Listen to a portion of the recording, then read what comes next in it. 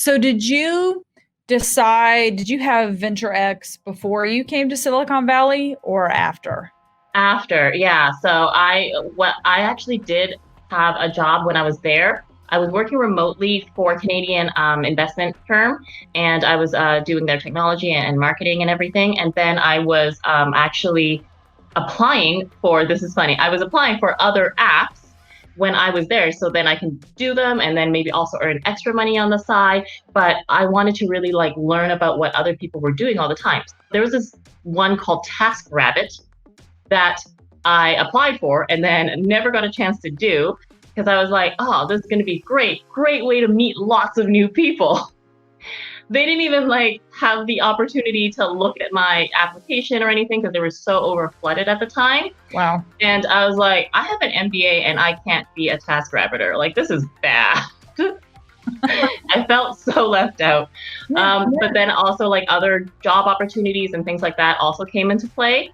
But also it was an election year at the time that I was there. So it was not really the best time to constantly just ask for visas. I did not get the visa. If I did, I probably would still be there now, either at a marketing automation firm or at Tesla. So those were the two where I actually didn't pass the visa final test. And then I had to come back to Canada. And that's when I built VenturX. I built it here. Wow. Wow. So what inspired VenturX, right? After you came, saw, and conquered, what did you see that was really missing that when you went back, you knew you had to build VenturX? So I talk about this a lot with my fellow investors and partners, where, this is the kind of industry that looks for innovation on a daily basis. And yet the industry in itself has not been innovated for generations.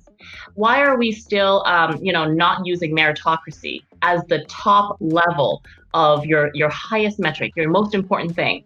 And so I always wanted to have, these great deserving entrepreneurs really upfront and center, but because they were doing so well in their business so quickly, and maybe they're not great at funding, maybe they're not great at, networking and going through these pitches or all these things, but they're running really good businesses and they deserve to have these kinds of opportunities in front of them, right? And so that's the way that I believe we're going to find that next amazing company.